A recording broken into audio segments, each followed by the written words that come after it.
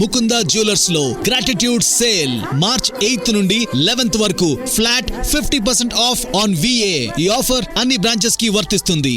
Okay, తెలంగాణలో ఒకవైపు BJP పెరగడము, కాంగ్రెస్ తగ్గడం అనేది దేనికి సంకేతం అంటారు? The failure of Congress. Okay, అంటే గతంలో బీఆర్ఎస్ ఇచ్చిన పోస్టులకు మేము ఇచ్చాము ఇంకో 50,000 కలిపి అని చెప్పేసి కూడా చెప్పడం జరిగింది. ఏంటి అవి? అంటే మా ఉద్యోగాలు వాళ్ళు ఎక్కడ ఇచ్చారు? ఇప్పుడు 6,000 పోస్టులే కొత్తగా కాంగ్రెస్ డిజైన్ చేసింది. నోటిఫికేషన్స్ అంతకుముందు ఏవైతే పెండింగ్ ఉన్నాయో అవే ఆ మిగతా 44,000.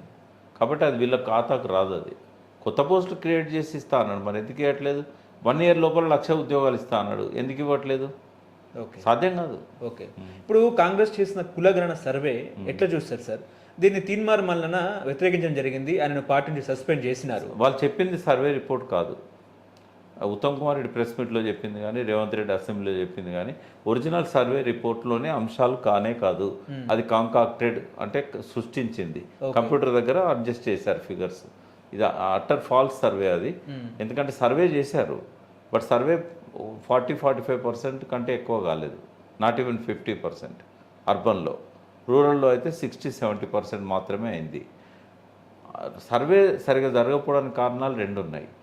ఒకటేమో అందులో ఉండే 45 అంశాలు ఏవైతే ఉన్నాయో అవన్నీ చెప్పడానికి ప్రజలు సిద్ధంగా లేరు. ఎందుకంటే నా రేషన్ కార్డు పోతుందేమో, ఇవన్నీ నేను చెప్తే మా ఇంట్లో ఫ్రిడ్జ్లు ఉన్నాయా, లేకుంటే ఏసీ ఉందా, లేకుంటే ఇవన్నీ ఇలా కామన్ మ్యాన్ కూడా ఇవన్నీ పెట్టుకుంటున్నాడు. ఇవి చెప్తే నాకు వైట్ కార్డు ఉండదేమో, లేకపోతే ఆరోగ్యశ్రీ ఉండదేమో, పెన్షన్ రాదేమో, పథకాలన్నీ ఆగిపోతాయేమో, ఈ భయం ఒకటి వెంటాడింది. నిజంగా కులగణన అంతవరకే ఏం కులము, ఉపకులం ఏంది, ఆదాయం ఎంత అని గంత అడిగితే సరిపోయేది. ఈ 45 అంశాలు 50 అంశాలు పెట్టేసరికి భయం అయిపోయి ఎవరు సర్వేలో పాల్గొనలేదు చాలా వరకు. సెకండ్ అంశం ఏంటంటే, ఒకసారి పోయినప్పుడు తాళం వేస్తుంటే మళ్ళీ రెండోసారి పోలేదు, నోటీస్ అంటించిపోయారు. అంటే ఆ ఓపిక తీరిక ఎవరికి ఉండదు, ఎన్రోల్ చేసుకోవాలి పోయాని.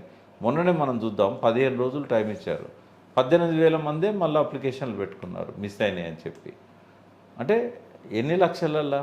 60 లక్షలల్లా.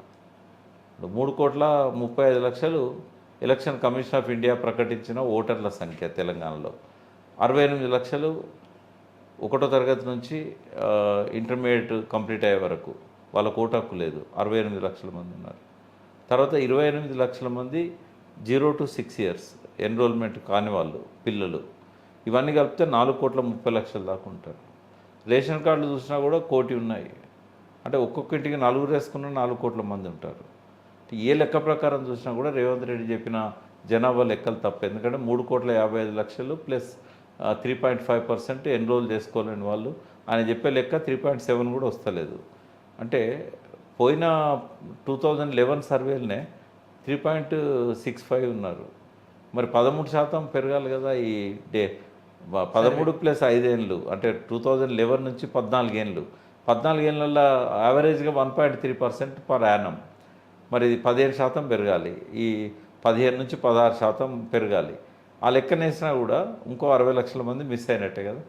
కాబట్టి ఆ సర్వే సరిగా దాన్ని రిఫ్లెక్ట్ చేయట్లేదు. అందుకే బీసీలు అంతా వ్యతిరేకిస్తున్నారు. 300 కాపులు రెడ్ల కంటే తక్కువ ఉన్నారు అని అంటే రెడ్లే నవ్వుతున్నారు. ఒక రెడ్డి ఉంటే 100 ఫ్యామిలీలు 300 కాపులే ఉంటాయి ఊర్లలో. మీరు మాకంటే తక్కువ ఉండేంది? కావాలని 300 కాపులలో 5 జిల్లాలలో రెడ్డి అని పెట్టుకుంటారు. వాళ్ళందరినీ కూడా రెడ్లలో వేసేసారు. అందుకే రెడ్డి జనాభాను ఎక్కువ చూపెట్టారు. ఆ సర్వే వాస్తవాలను రిఫ్లెక్ట్ చేయట్లేదు. కానీ 42% రిజర్వేషన్ కల్పిస్తున్నాం, చట్టబద్ధత కల్పిస్తామని కూడా మాట్లాడుతున్నారు. ఎట్లాగో ఏ లెక్క చూసినా కూడా 42% కంటే ఎక్కువనే ఉన్నారు కదా బీసీలు. కల్పించనియండి, వెల్కమ్ చేద్దాం. బిల్లు పెడతామని క్యాబినెట్లో చెప్పారు, వెల్కమ్ చేద్దాం, తప్పేం. ఇప్పుడు కేసీఆర్ చేసిన సర్వే ఇప్పుడు కులగణన డిఫరెన్సెస్ ఏంటంటే ఏం చెప్తారు సార్? అది కూడా సమగ్రంగా లేదు. ఎందుకంటే 30 లక్షల మంది బీసీలు బీసీ అని రాశారు. బీసీలలో ఏ కులము రాయలేదు. కాబట్టి దాన్ని కూడా ఆయన ప్రకటించింది. అందుకే ఓకే, ఇప్పుడు తీన్మార్ మల్లన సస్పెండ్ వల్ల కాంగ్రెస్ పార్టీకి ఏమైనా నష్టం చేకూర్చే అవకాశం ఉందంటారు? అది మునిగిపోయే పడవ. తీన్మార్ మల్లన ఎందుకుంటాడా మునిగిపోయే పడవలా? ఎదగాలనుకున్న నాయకుడు ఆయనకు మంచి జరిగింది, బీసీలకు మంచి జరిగింది. ఆయన బయటికి రావడం వల్ల బీసీలకు ఒక గొంతు అయింది ఆయన. ఇప్పటిదాకా అట్లాంటి నాయకుడిని నేను చూడలేదు. బీసీల హక్కుల గురించి ఇంత అగ్రెసివ్గా ప్రశ్నించి నేనే ముఖ్యమంత్రి కావాలన్న మొట్టమొదటి బీసీ నాయకుడు మల్లన్న. గతంలో ఏనాడు ఏ నాయకుడు ప్రయత్నాలు చేసుకున్నారు ఢిల్లీలో, డి శ్రీనివాస్ కానీ హనుమంతరావు గారు కానీ, బట్ ఏ నాయకుడు నేను ముఖ్యమంత్రి అవుతా అని 4 ఏళ్ళ ముందు చెప్పలేదు. రేవంత్ రెడ్డి ఎట్లయితే 4-5 ఏళ్ళ ముందు ప్రకటించి ముఖ్యమంత్రి అయ్యిండో రేపు మళ్ళీ నా ముఖ్యమంత్రి అయినా ఆశ్చర్యం లేదు. అంటే బీసీ ఉద్యమం తెలంగాణలో ఉద్భవించే అవకాశం ఉందంటారా? ఉద్భవించిందని చెప్పాలి. ఎందుకంటే మొన్నటి ఎమ్మెల్సీ ఎలక్షన్సే అందుకు నిదర్శనం. ఇంకా దాన్ని ఎవరు ఆపలేరు. మరో ఉద్యమం స్టార్ట్ అవుతుందా తెలంగాణలో? తెలంగాణ ఉద్యమం లాగే బీసీ ఉద్యమం, బీసీ అదే లైన్లో పోయినట్టయితే సక్సెస్ అవుతుంది. తెలంగాణ ఉద్యమం భావజాల వ్యాప్తి రాజకీయ ప్రక్రియ అని ఎట్లయితే అంబేద్కర్ గారు బోధించు సమీకరించు పోరాడని సిద్ధాంతం ఉందో, భావజాల వ్యాప్తి బాగా చేసి నిర్మాణాన్ని డెవలప్ చేసి రాజకీయ ప్రక్రియ కనుక పోయినట్టయితే ఓ పార్టీ పెట్టి దాన్ని చివరిలో కంక్లూడ్ చేయగలిగితే అధికారంలోకి రాకపోయినా కూడా ఒక నిర్ణయాత్మక శక్తిగా బీసీ శక్తి ఎదుగుతుంది.